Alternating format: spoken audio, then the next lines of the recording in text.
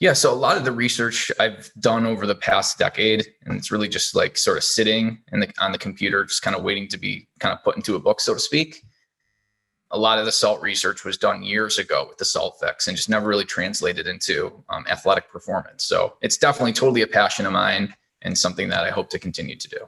No, I mean it's an encyclopedia of information. Each one of your books is incredibly thorough, gives so much value to the reader, and Win was no different here.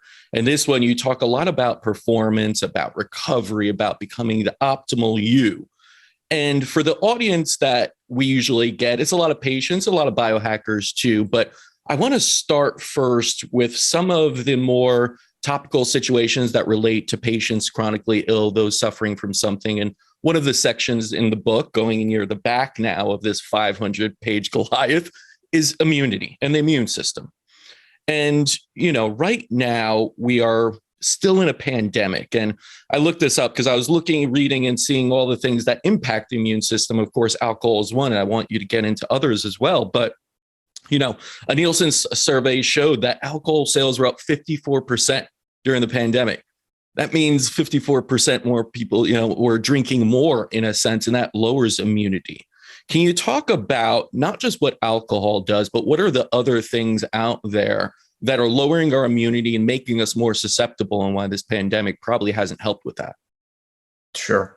So I guess I'll address the second question first. Yeah. And that would be lack of sunlight, particularly in the morning and evening, which helps set circadian rhythms and actually sets melatonin release. And melatonin is super important for the immune system because it acts as basically a broad spectrum antioxidant. And there's been actual clinical studies now, like randomized trials testing melatonin in COVID patients showing benefits.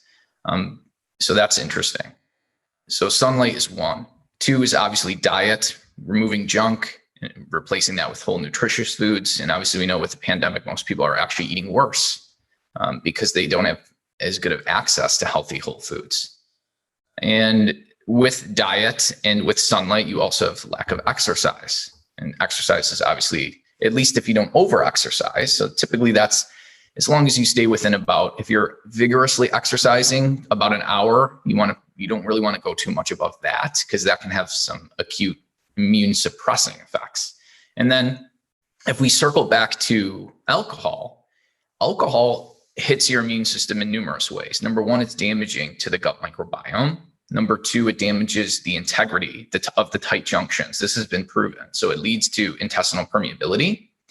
And it also inhibits the absorption of numerous nutrients because of the gut damage. So there's been if you actually look at it from a clinical perspective, a lot of cases of Wernicke encephalopathy, which is basically end-stage thiamine disease, thiamine deficiency, is induced by acute alcohol episodes. So it really can push people very quickly into nutrient deficit, which can lead to very, very serious clinical consequences. Yeah. And one of the other things that impacts that you wrote about was sleep, correct? And a lot of people are having sleepless nights right now. So tell us how sleep impacts the immune system, what people could do to improve on their sleep. Yeah, I totally forgot to link the sunlight and the sleep with the melatonin too. So we obviously release melatonin starting typically after an hour of a decent amount of darkness. So really light and dark is what promotes the melatonin release and getting into that deep sleep. So one of the worst things you can do is have all the lights on at night. That's a lot of people sort of, especially my neighbors, kind of like give me some jabs. Like, James, your house is always dark by like 6 p.m. Like, what's going on? And it's done on purpose so that I can actually have the natural melatonin release. Because if you think about it from like an ancestral perspective, we would have never just been in bright lights. Once the sun sets, that's it. And so we've evolved on these circadian rhythms, and we really should respect them for improving our sleep. Yeah, I mean, T.S. Wiley, who wrote books about this and hormone disruptors, said the light bulb was the ultimate endocrine disruptor. It changed everything for us and kept us up at night and kept the body thinking it's daylight when it's not. So that's really big. And you do, and I love seeing this. You wrote about this in the book Win as well, is you said turn off Wi-Fi and minimize EMF at night. Go into why. Yeah, so if you think about it, from a physiological perspective, we actually run on electricity. And so EMFs have been shown to potentially inhibit that. Now, this is different than we talk about pulsed EMF for actually improving recovery, which is different. But chronic exposure to EMF can potentially mess up sleep. Yeah. And it's something I've even been telling people for a long time. If you don't want that kill switch, as people like Ben Greenfield and others put in their houses, you could get a surge protector that turns on and off, Right. at certain times. That's what I do. So it's just set it and forget it.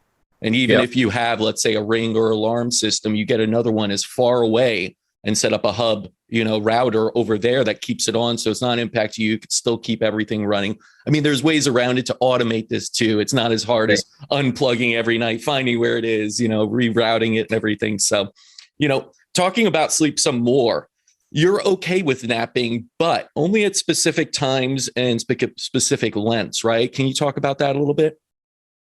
Yeah. So especially for people who are in deep thought during the day, a quick 20, 30-minute nap, like around 2 p.m. is actually great. It helps to reset your system. And a lot of the large companies like Amazon and Google, they actually have napping stations now because they've realized that there's a ton of evidence suggesting that just instead of forcing yourself to work through and just continuously drink coffee to get through the day, if you take that quick 30-minute nap, that's really all you need. And that is actually can help people get off the coffee at night, which inhibits sleep as well. A lot of people use the coffee at around 2 p.m. for that boost. And really a nice 30-minute nap could easily replace that. And talking about coffee and caffeine, one of the things I read in that I love that we talked about previously on the podcast was this idea of cycling caffeine. So can you go into that? Because it's something I love to do. I'm having my coffee today, but I'll have it for a few weeks, then cut off of it, go to tea or something else, go back and continue that cycling. But why is that beneficial? Yeah. So I think just from just kind of taking a step back on coffee, I think it's individualized, very much so. So some people can tolerate a lot of coffee and can even have coffee at night and they'll actually be able to fall asleep fine. It does still mess up the sleep pattern a little bit though. And then there's a lot of people who, if they have coffee even at noon, they're not going to be able to sleep. So we need to understand that it's very highly individualized how people tolerate coffee. And so from a dosing perspective, I think a general statement is most people would probably benefit from not really going more than 2 cups per day. I think there's definitely cognitive benefits to having some in the morning. But once you start going beyond a couple of cups of coffee, you start to lose a lot of salt and fluid. You start to lose a lot of other nutrients. And I just think in general, the dose makes the poison. And with coffee, you really want to stay around that 2 cup per day limit.